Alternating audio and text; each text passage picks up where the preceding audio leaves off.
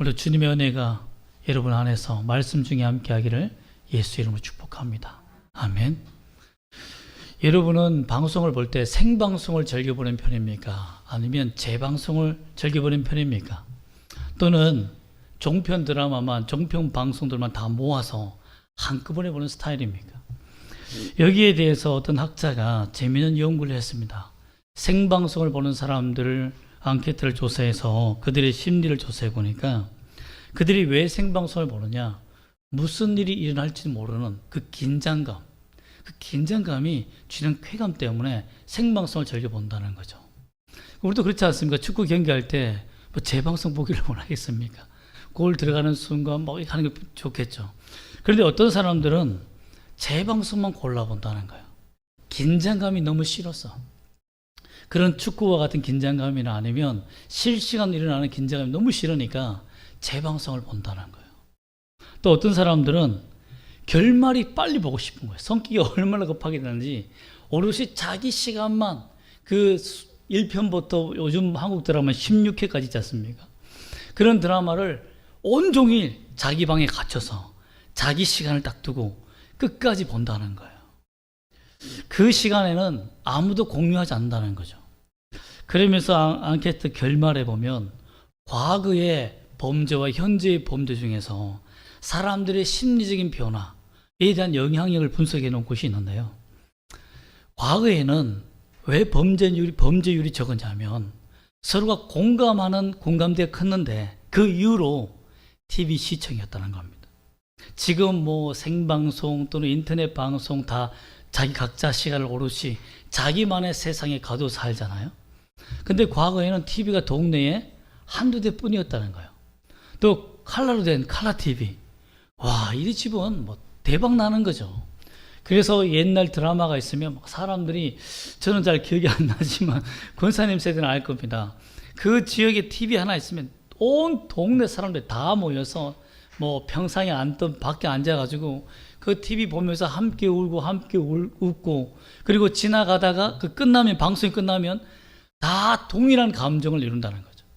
그리고 그 다음 해 그 방송이 될 때까지 일주일 동안 그 얘기로 온 마을이 떠들썩하다는 거예요. 그러다 보니까 어린아이부터 어른들까지 한 감정을 공유하고 사는 거예요. 거의 일주일 동안. 그러니 서로가 뭐 사랑도 하고 공감도 하고 울기도 하고, 서로만 보면 그 감동에 빠져서 어떤 사람들은 그 주인공의 모습 그대로 막 해다니고, 이런 모습을 보면서 웃기도 하고, 이런 공감들 때문에 서로에 대한 사랑, 서로에 대한 소중함, 같은 감정을 가졌다라는 그 공동체라는 그 이유 때문에 돈도 잘 빌려주고요, 뭐 경위도 잘 빌려주고요, 이렇게 했다고 합니다. 그래서 범죄율이 떨어졌다고 해요.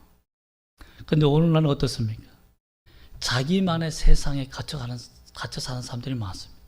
자기 세상에 가둬요. 그래서 전혀 공감할 수 없는 시대가 되어버렸다는 겁니다.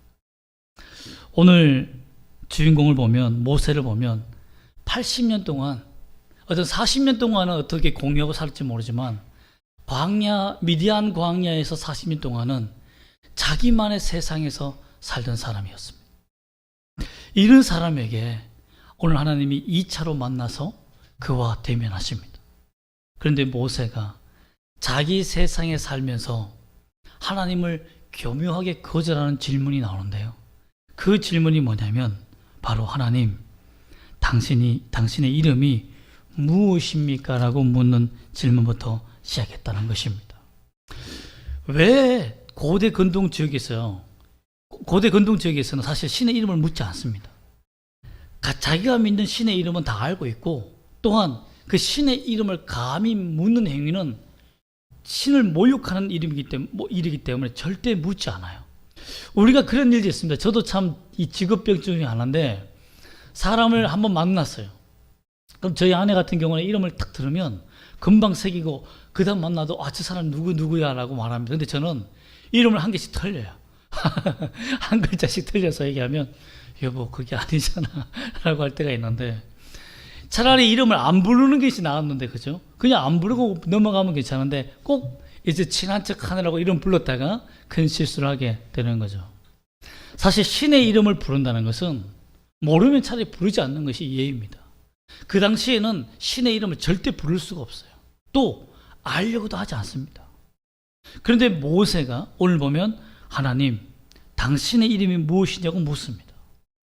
목적이 무엇이었을까요? 하나님의 이름을 물은 목적이 내가 당신하고 통성명하면 당신이 지금까지 내게 사랑을 베풀고 또 내가 아브라함의 자손이라고 말하고 나를 돕겠다고 말하며 이집트로 가서 출애굽시키는 이 명령을 내가 잘 순종하겠습니다라는 그 의미를 더 확고하기 위해서 질문했을까요? 아닙니다. 출애굽기 4장 13절에 보면 이런 말씀이 있습니다. 모세가 이르되 오 주여 보낼 만한 자를 보내소서라고 말합니다.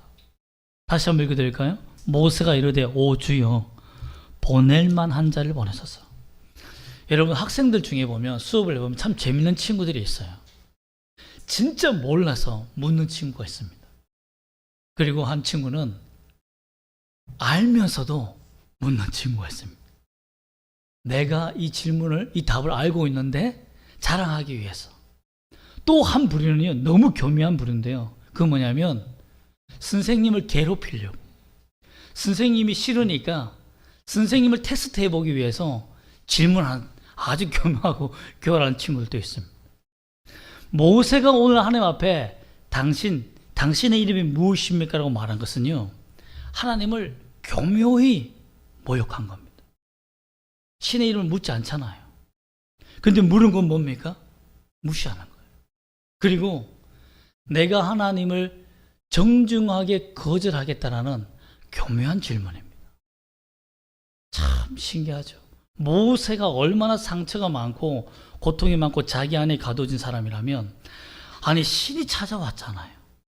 하나님이 찾아와서 우리 지난주에 그의 기적을 보여주시고 호렙산에 불꽃도 보여주시고 큰 퍼포먼스도 보여주시고 막 했잖아요. 그런데 하나님께서 그렇게 다정다감하게 말했음에도 불구하고 하나님을 정중하게 거절합니다. 그렇기 때문에 하나님께 이름을 물은 거죠. 사실상 80세 동안 당연한 문제일 수도 있습니다. 왜냐하면 하나님이 누군 줄 알고 80세가 된 노인이 하나님의 이름을 안들, 하나님의 능력을 안들 내가 가서 이집트에서 이스라엘 사람들을 구원하겠습니까? 여러분들은 하나님과 한 번도 동행해 본 적이 없는데, 경험이 없는데 선교사로 지원하겠습니까? 여러분 지금 제가 만약에 여러분에게 묻기를, 자 아프리카로 가서 우리 선교합시다, 선교사 지원한 사람 손 들어보세요 이러면요, 옆에 누가 혹시 남편이 손을 들까봐 부인이 볼 수도 있습니다. 그만큼 지금 들 수가 없어요. 왜 그렇습니까? 내가 선교사로 갈 준비가 되어 있습니까? 그만한 확신이 있어요. 그만한 하나님의 능력과 은혜를 받은 경험이 있습니까? 사람이요, 뭔가 신에 대해서, 하나님에 대해서 뭔가 하려면 뭔가 동기가 부여되어야죠. 그리고 하나님이 나와 함께 한다는 그것이 분명히 확정되어 있어야 움직이는 것이지, 생판 모르는 신이 바로 하루 만났다고 내가 오늘 가겠습니다, 생명 걸고 가겠습니다, 이런 사람이 있습니까? 거의 없습니다. 절대 불가능합니다. 하나님에 대한 확실한 증거 없이는 움직일 수가 없죠. 저도 목사로서의 부르심을 받고 가라라고 했을 때 참 믿음 없게 3번이나 하나님을 의심했습니다. 그리고 여러 사람한테 그 기도에 대한 확신이 있는지, 또 내 자신의 확신이 있는지에 대해서 하나님이 3가지 기적을 주시면 제가 그 기적을 보고 하나님이 살아계시는 확신하고 가겠습니다고 할 만큼 그 증거를 다 받은 이후에, 그리고 그제서야 한 발자국 뛰었어요. 그러나 목사 안수 받을 때까지도요, 내가 정말 목사가 되는 것이 하나님 뜻인가라는 것을 수많은 의심을 통해서 확정을 받고 하나님의 은혜를 받고 능력을 받고 그리고 움직였던 사람이 저입니다. 그런데 한 번에 하나님의 명령을 받고 80세 노인이 이집트로 가서 구원한다? 이것은 지금 우리에게, 저에게 만약에 저희 가서, 야 북한 땅 가서 김정은과 단판 지어서 북한에 있는 지하성도를 다 이끌고 남한으로 기수내라. 이거와 똑같은 명령입니다. 들어주겠습니까, 여러분? 내가 뭐라고 김정은이 야 가라 하겠습니까? 지금 그런 상황이에요. 도저히 명령을 순종할 수 없는 상황이니까. 아니, 이것은 자기가 아무리 생각해도 자기가 적임자가 아니라는 것이 확실하니까 나중에 보면 오 주여 보낼 자를 보내시옵소서라고 말한 겁니다. 또한 자신이 믿겠다라고 하고 가면 지금 미디안에 있는 장인과 이드로와 십보라라는 자기 아내가 옳았구나. 하나님께서 당신을 만나 주셨으니까 우리가 미디안에서 광야에서 믿던 신을 버리고 여호와라는 신, 알지도 못하는 신, 처음 들어본 신을 따라서 갑시다 라고 동참해 줄 부인이 몇 사람이 되겠습니까?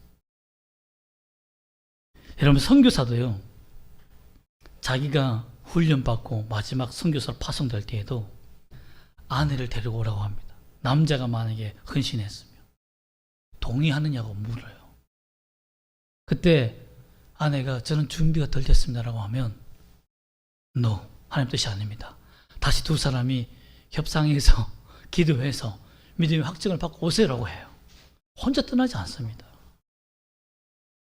그런데 뻔히 아는 거죠. 80세 노인이 여러분 어떤 신을 환상 중에 만나서 이집트에 가서 출애굽시켜라는 그 말을 듣고 와서 여보 또 장인어른 이런 얘기를 들었습니다라고 말하면 오늘날 사람들이 뭐라고 말할까요? 보이스 피싱 당했다. 당신 사기 당했다. 이렇게 말할 겁니다. 그렇지 않겠어요? 절대 여기에 흔들리면 안 돼.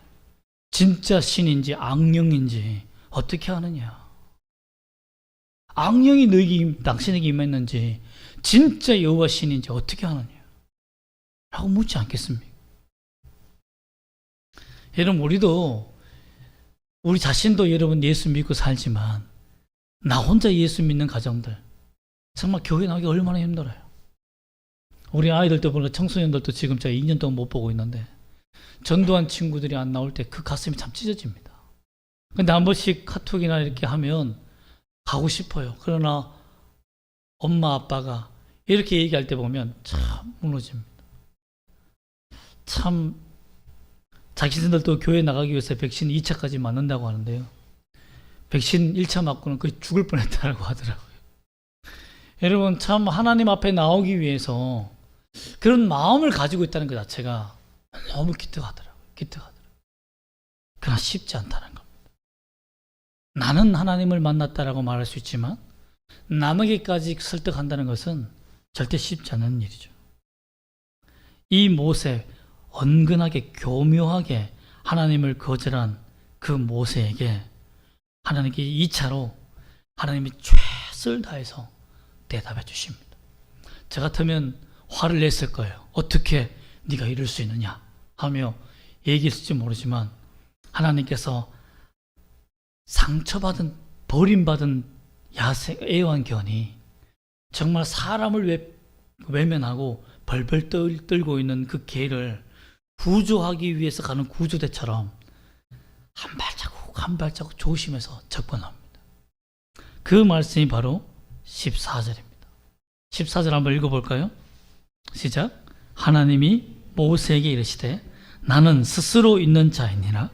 또 이르시되 너는 이스라엘 자손에게 이같이 이르기를 스스로 있는 자가 나를 너희에게 보내셨다 하라. 이 이름을 여호와라는 이름을 알려줬지만 여호와 이름의 뜻이 무엇인지를 말해준 것은 사상 최초입니다. 처음 있는 일이에요. 엘로힘이라는 전능하신 하나님을 알려줬고 여호와라는 이름을 알려줬지만 하나님이 내 이름은 뭐뭐다. 쉽게 말하면 홍석현, 넓을 홍자에 돌석자, 주석석자에 빛날 현자. 넓은 땅에 돌이 빛난다. 돌이 빛나봤자 얼마나 귀하겠습니까만은 그런 이름을 그 뜻을 풀어주면서 이렇게 설명해 준 거야, 하나님이. 내 이름은 뭔지 아니? 내 이름은 여호와, 스스로 있는 자다 라고 말해주는데 이 스스로 있는 자다 이 표현이 뭐냐면요, 내 여호와라는 그 이름은 하야라는 동사를 가지고 있는 어원을 가지고 있다라고 표현한 겁니다. 하야라는 동사의 뜻이 뭐냐면 있다, 존재하다라는 겁니다. 모세야, 나는 실존하는, 실제하는 하나님이다. 그러나 이집트의 신, 미디안 광야의 신, 너가 섬기는 모든 신들은 존재하지 않는다. 그러나 나는 너가 지금 보고 대화하듯이 실존하고 존재하는 하나님이다. 이걸 믿어라. 모세에게 처음 자기를 소개할 때 나는 존재하는 하나님이다 라고 알려준 겁니다.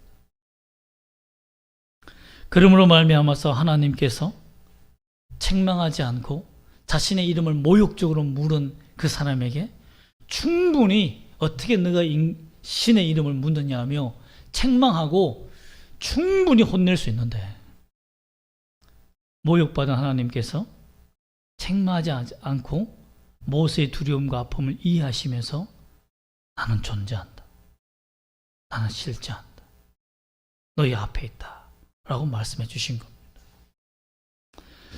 여러분, 참 하나님은 여러분과 함께 하시는 하나님이심을 믿으시길 소망합니다. 하나님은 죽은 하나님도 아니고요, 가짜가 아니라, 가상의 신이 아니라 분명히 우리 삶을 지금 이 현장에서 인도하시는 하나님이라는 것을 믿으시길 바랍니다. 이 믿음이 얼마나 크냐, 얼마나 강하냐, 얼마나 확실하냐에 따라서 우리 인생이 완전히 달라지는 겁니다. 그것이 믿음의 분량인 겁니다. 내가 가진 믿음의 분량인 거예요. 하나님이 어떻게 실제하느냐. 그리고 두 번째로 보면, 중반절에 오면 스스로 있는 자가 나를 어디에 보였다? 너희에게 보내셨다. 스스로 있는 자가 나를 너희에게 보내셨다 라고 말하고 있는데요, 이 말은 뭐냐면 내가 너의 편이다. 모세, 나는 너의 편으로서 내 편이 되어서 너를 보낸다, 이 말입니다. 하나님께서 모세가 지금까지 스스로 자기 감옥에, 자기 시간 속에, 자기 상처 속에 가둬서 살았잖아요. 그리고 아무도 만나지 않기 위해서 호렙산으로 갔잖아요. 사람을 두려워하고 무서워하며 피해 다녔지 않습니까? 그런데 하나님께서는 그의 그 스스로 가두어진 그 밀실 안에 하나님이 문을 두드리며 들어오셔서 난 내 편이야 라고 손을 내미는 겁니다. 어떻게 보면 버림받은 개에게 손을 내밀어 먹이를 주듯이 조금씩 접근하는 하나님의 모습이 보이는 것 같습니다. 하나님은 이렇게 인격적인 분이세요. 우리에게 인격적으로 다가옵니다. 사람은요, 때로는 막 들어가고 막 문을 열고 들어가서 불편하게 만드는 존재이지만, 하나님은 우리의 마음을 너무나 잘 알기 때문에 하나하나 그 사람의 가두어진 감옥에서 스스로 나올 수 있도록 한 걸음 한 걸음 인도하시는 분이 하나님이시다라는 겁니다. 이 하나님을 만나시기를 소망합니다. 그리고 또한 내가 너를 지명하여 불렀다라는 것입니다. 14절, 그럼 보내셨다라고 이 말도 보면 80세에 나타나셔서 보냈다는 이 말이 파송하다, 대사로 보냈다는 이 말인데요. 여러분, 80세 나이의 사람이 선교사가 된다. 여러분, 선교원에서도 잘 받기 힘들 사람 같아요. 그리고 하나님에 대해서 잘 알지도 못하고 훈련도 받지 못한 사람을 보낸다? 있을 수 없는 일 아닙니까? 여기서 하나님의 성격을 보면, 인품을 보면 알 수 있는 것이 뭐냐면, 하나님은 그 사람을 불러서 세우실 때 그 사람의 나이, 직업, 그리고 능력, 인격, 이런 것을 살피지 않는다는 것을 알 수 있습니다. 하나님은 어떻게 보면 일방적으로 그 사람을 불러서 하나님의 전능하심과 영광이 드러날 수 있는 사람을 보낸다는 거예요. 그래서 우리 중에 똑똑한 자가 많지 않고 무식한 자가 많다 하며, 약한 자로 하여금 강한 자를 부끄럽게 하기 위해서, 그리고 하나님의 영광을 드러내기 위해서 연약한 자를 들어 쓰신다는 그 말씀 그대로, 하나님은 모세를 쓰시고자 한 이유는 40대에 그 잘 나갔던 그 영광, 그 전사, 그 이집트의 왕자를 쓴 것이 아니라 초라한 노인, 지팡이를 들고 겨우겨우 걸음을 걸어가야 하는 그 그럼 두려운 자, 상처받은 자를 하나님이 쓰신 이유가 뭡니까? 하나님의 영광이 오롯이 그 사람을 통해서 드러나기 때문이죠. 그 사람을 보면 하나님이 하신 거죠. 아, 저 사람을 보니까 저 사람이 똑똑해서 저 일을 잘하는 것이 아니라 하나님이 하셨구나 하는 것을 알기 위해서 하신 거예요. 그러면 알잖아요. 교만하게 되지 않잖아요. 여러분 참 젊었을 때는요, 조금 잘하면 내가 실력이 좋아서, 내가 잘 배워서, 내가 기도 많이 해서, 내가 능력이 좋아서 이 일을 잘했다라고 금방 교만이 쏙 들어옵니다. 그러나 점점 기억력이 감퇴하고 흰머리가 생기고 자꾸 일을 잊어버리고 깜빡깜빡하고 자꾸 말에 실수가 생기고 하면 주의 교회의 사역과 능력에 은혜가 나타나면요, 아, 이건 내 능력이 아니구나. 또 때로는 설교를 준비하다 보면 준비하지 않은 이 말씀이 갑자기 내 눈앞에 먼저 와 있습니다. 그때가 있어요. 내가 준비하지 않은 건데 건들면 문이 열리듯이 그 말씀이 내게 찾아오는 경우가 있습니다. 그리고 제 입술에서 전해질 때가 있어요. 그러면 옛날 같았으면 야, 내가 똑똑한 거 아니야? 인사이트가 좋은데? 라고 했을지 모르지만 지금은 이게 내 것이 아니네. 주님께서 우리에게 주시고자 하는 은혜가 있구나 라는 것을 고백하게 된다는 거죠. 그래서 자신이 강하고 능할 때 하나님이 찾아오시는 것이 아니라 내가 가장 약하고 겸손할 때 하나님이 찾아오신다는 것을 알게 하시기 위해서 모세와 대화하고 있다는 것입니다. 그러면 여러분, 우리는 늦지 않았습니다. 나이가 많든지 젊든지 간에 가장 약하다고 생각하는 이때가 하나님께서 가장 강하게 만드시는 때라는 것을 믿으시기를 바랍니다. 우리를 부르시는 것은 나의 잘남, 재력이 아닙니다. 내 믿음이 아니에요. 하나님께서 보내시고자 하는 하나님의 의지 때문에 이 길을 가는 겁니다. 하나님의 이름은 또한 15절과 16절 말씀 보면, 중반절에 보면 이런 말씀이 있습니다. 하나님께서 나를 너에게 보내셨다 하라. 이는 나의 영원한 이름이요 대대로 기억할 나의 칭언이라 라고 15절 하반절에 있고요. 그리고 16절 하반절에 보면 내가 너희를 돌보아 너희가 애굽에서 당한 일을 확실히 보았노라 라는 말씀이 있습니다. 여기에서 15절 중반절에 있는 하반절에 있는 하나님께서 내가 너희를 보내셨다 하라라고 말하며 영원한 이름이 되고 대대로 기억할 칭호가 된다, 이 말은 이스라엘은 지금 어떤 상황에 있냐면 하나님이 우리를 버렸기 때문에 이집트에서 고통당하고 있다라고 오해하고 있다. 하나님을 오해하고 있다. 하나님이 우리를 버렸다. 그렇기 때문에 이 악한 자들에게 짓밟히도록 하나님이 내버리셨다. 그리고 우리가 우리의 자식들을 나일강에 던질 수밖에 없도록 만드셨다. 여러분 생각해 보세요. 부모가 자식을 나일강에 버릴 때 어떤 마음으로 버리겠습니까? 하나님에 대한 어떤 마음이 생기겠습니까? 내가 내 자식을 스스로 죽여야 되는 상황이 온다면 그 아픔이 엄청 큰 겁니다. 그러니 이스라엘 백성들은 하나님에 대한 어마어마한 분노와 화가 가득 차 있는 상태인 거죠. 그러한 자들에게 하나님이 모세와 같이 동일하게 인생에 버림받고 상처받고 분노가 가득 찬 자를 불러서 내가 영원히 너희 하나님이 되고 버리지 않고 돌보시는 하나님인 것을 증명해 주겠다 라고 모세를 먼저 부르신 겁니다. 그리고 이스라엘 하나님이 되어주신 겁니다. 그리고 이것은 대대로 기억할 나의 칭호다. 즉 자자대대손손 하나님이 떠나지 않고 내가 너희와 함께하는 임마누엘 하나님이 되겠다라고 약속하신 예언의 말씀인 것입니다. 자기 이름을 걸고 나는 스스로 있는 하나님이다라는 그 이름을 걸고 자기 이름을 걸고 맹세한 거예요. 사실 구약 시대에는 여호와 이름으로 맹세하면 죽음을 불사하고 지켜야 됩니다. 그런데 신약 시대에 와서 예수님이 그렇게 하지 말라. 하나님 이름은 너무 거룩하기 때문에 하늘로도 맹세하지 말고 하나님의 이름으로 맹세하지 말라 할 만큼 인간의 연약함을 두고 말한 거죠. 그러나 하나님이 자기 이름을 걸고 맹세할 때는 뭘 거는 겁니까? 하나님의 전부를 건 겁니다. 내가 너를 돌보고 지키는 것은 나 하나님 전 인격과 전 삶을 걸고 내가 맹세한다. 너를 지키겠다. 믿으십니까? 하나님이 여러분에게 자기 신의, 우리 하나님의 신 전체를 걸고 내가 너를 지킨다. 너희 하나님 되겠다.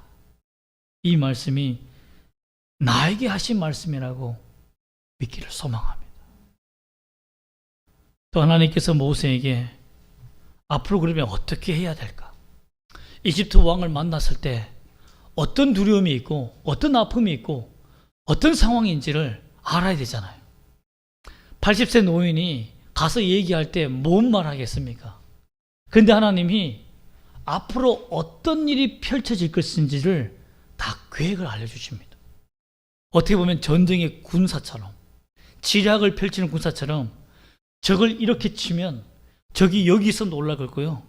이렇게 반응하면 이렇게 치면 됩니다. 그러면 승리합니다. 라는 이 전략과 전술을 다 알려주는 사건이 있는데요. 말씀이 있는데요. 그것이 바로 18절과 22절에 있는 말씀입니다. 요약하면 이렇습니다. 특별히 19절 말씀을 한번 읽어볼까요? 19절 말씀 시작. 내가 아노니 강한 손으로 치기 전에는 애굽 왕이 너희가 가도록 허락하지 아니하다가 라고 되어 있습니다. 즉 이집트 왕에게 가서 이스라엘 민족을 달라라고 얘기하면 바로 준다는 겁니까? 안 준다는 겁니까? 안 준다는 거예요. 그것을 누가 알고 있다는 거죠? 하나님이 안다는 겁니다. 인간의 강팍함과 그 교만함을 안다는 거예요.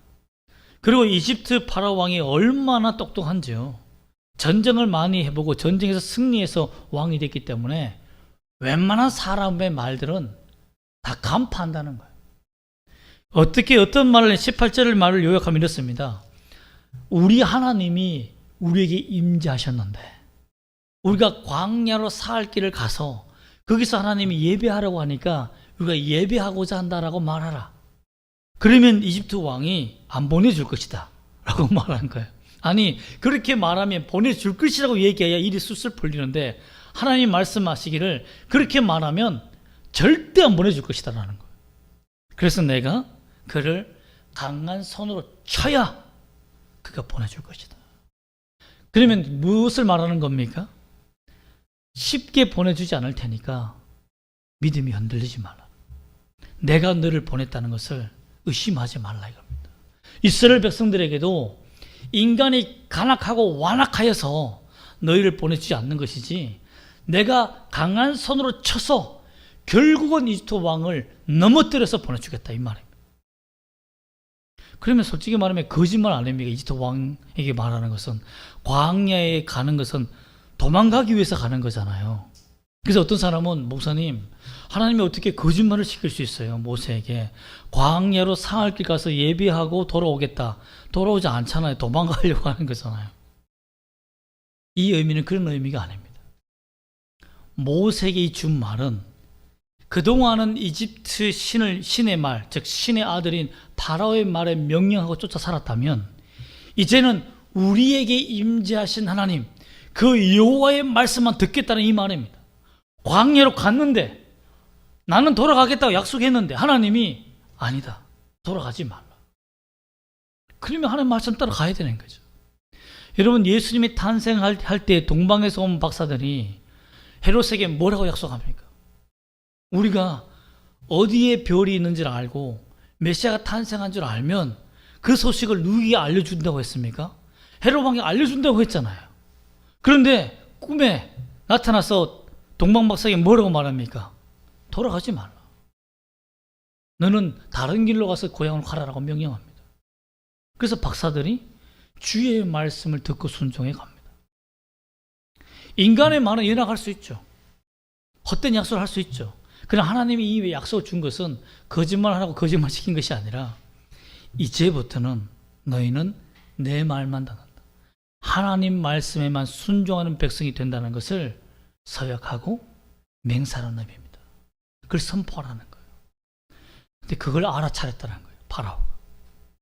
얘들이 도망갈 것이다. 생각해 보세요. 200만이 넘는 사람들이 한 번에 다 빠져나간다 생각해 보세요. 불안하지 않겠습니까? 그리고 3일 동안 파업하면, 이집트 피라미드 짓는 것을 파업하면 그건 누가 짓습니까? 누가 지어요? 자기 민족에 맡기겠습니까? 파라오가? 아니죠. 그러니 절대 보낼 수 없는 상황이라는 겁니다. 그러니 또한 여러 가지 이유가 있지만 그건 나중에 보겠지만 하나님께서 철저하게 이제는 너희는 나의 백성이고 내 말에만 순종하는 백성이 되어야 되는 것을 강하게 선언하시기 위해서, 자기 백성 만드시기 위해서 모든 계획을 알려주시고 강한 손을 쳐야만 나갈 수 있다는 것을 알려주셨다라는 것입니다. 여러분, 이런 상황을 잘 살펴보면 우리가 깨달을 수 있는 것이 있습니다. 하나님의 말씀을 들으면 하나님이 나의 백성이, 하나님이 나의 신이 되시고 내가 그의 백성이 되면 하나님께서 모든 상황을 해결해 주시는 방향으로 인도해 가는 것을 압니다. 제가 사실 위급함을 당하고 어려움을 당할 때 저희 어머니가 한 번씩 하나님이 주시는 꿈을 꿉니다. 이런 어려움이 있다. 이런 상황이 있으니 조심해라. 이런 문제가 일어날 수 있으니 기도하고 대비해라. 근데 그때 일어날 때가 참 많아요. 우리 하나님께서는요, 우리 삶 속에 주님을 붙들고 의지하고 살아가면 주님이 때로는 하늘에 있는 비밀과 전략을 다 알려줄 때가 있습니다. 여러분, 그런 역사와 능력과 은사를 경험하시기를 소망합니다. 그래서 예수님 믿는 것이 재밌는 거예요. 어떤 사람은 지겨워요. 예배만 드립니까? 그 천국 가기도 싫어하잖아요. 찬송만 부른다고요? 이렇게. 그래, 얼마나 힘들겠습니까? 그런데 예수님께서 내게 나타나셔서 내 인생을 인도해 가시는 그 놀라운 길을 보면 예수 믿는 것이 재밌어지는 것입니다. 또한 주님을 믿고 의지하면 어떤 일이 생기느냐. 마지막으로 21절 말씀 한번 읽어볼까요? 21절과 22절 말씀을 한번 읽어보겠습니다. 시작. 내가 애굽 사람으로 이 백성에게 은혜를 입히게 할지라 너희가 나갈 때에 빈손으로 가지 아니하리니 여인들은 모두 그 이웃 사람과 및 자기 집에 거류하는 여인에게 은폐물과 금폐물과 의복을 구하여 너희의 자녀를 꾸미라. 너희는 애굽 사람들의 물품을 취하리라. 이것은 무엇에 대한 대가죠? 그동안 이집트 사람들에게서 그들은 한 푼도 임금을 제대로 받지 못하고 갈취당하며 노동력을 갈취당하며 살았습니다. 그런데 하나님이 너희가 고생한 그 수고비, 임금을 다 받아주겠다 하며 노동자의 재판관이 되어서 다 받아주겠다고 약속해 주십니다. 여러분, 하나님께서 이런 하나님을 보면 참 하나님의 인격이 보입니다. 모세와 같은 80세에 아무 소용없는 정말 쓸모없는 인간을 불러서 하나님의 전 인격을 다 보여주시고 자신의 마음을 보여주시고 자신의 계획을 보여주시고 하나님의 영광이 드러날 수 있도록 다 인도해 주시는 하나님을 보시면, 하나님을 본다면 우리 하나님은 정말 세밀한 감성, 또한 전략적인 하나님, 전지전능하신 하나님이심을 우리가 알 수 있다는 것입니다. 그 하나님이 누구입니까? 여러분의 하나님이라는 것을 믿기를 바랍니다. 내 하나님은 이런 하나님이구나, 이런 분이구나. 그렇다면 내가 하나님 앞에 내 가정과 내 자녀와 내 직장, 내 사업을 맡기고 싶지 않겠습니까? 그 하나님께 맡겨야죠. 결국 2차로 모세와 만남에서 하나님은 80세 노인이 할 수 있는 것, 80세 모세가 할 수 있는 것은 내 말을 믿고 순종하며 가는 것밖에 없다는 것을 보여주신 겁니다. 계속 거절하는 그에게. 여러분, 모세는 잘 따르고 갈까요? 다음 주에 살펴보면 기가 막힙니다. 기가 막혀요. 참 우리 인생에서 우리가 인생을 살면서 최선을 다해서 살다가 결과가 불안해지고 초라하고 불안할 때가 있지 않습니까? 또 당황할 때가 있지 않습니까? 그러나 절대 잊지 말아야 될 것은, 모세를 보면, 모세에게 나타나신 하나님을 보면 알 수 있는 것은 절대 내 능력과 내 실력과 내 운이 내 인생을 좌우하는 것이 아니라 하나님이 내 인생을 좌우한다는 것을 믿으시기를 소망합니다. 여러분, 그래서 믿음으로 순종한다는 것은 거대한 비행기를 띄우는 것 같아요. 왜 그러냐면 비행기는요, 모든 복잡한 기능과 모든 놀라운 장비들이 있지만 나사 하나만 잘못 압력으로 조여지지 않아도 하늘을 나를 때 그 나사 때문에 폭발해버립니다. 우주선은 더 그렇죠.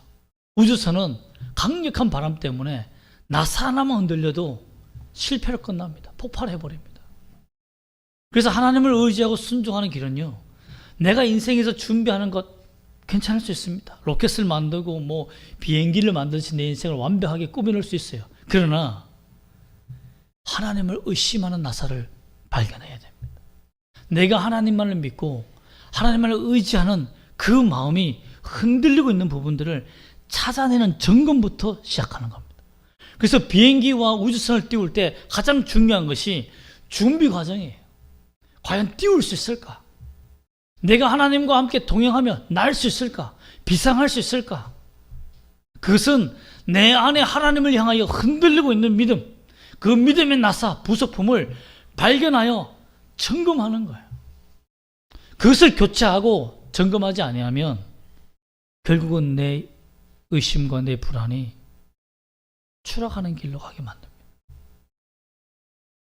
모세가 자기 힘을 믿고 의지했다면 과연 하나님과 함께 동행할 수 있었을까요? 절대 아닙니다. 하나님은 우리를 설득하시고 우리에게 믿음을 주시고 주님을 붙들 수 있도록 인도하신 하나님이라는 것을 믿고 또 승리하며 살아가는 님 되시기를 주 예수 이름으로 부탁드립니다. 아멘. 기도하겠습니다.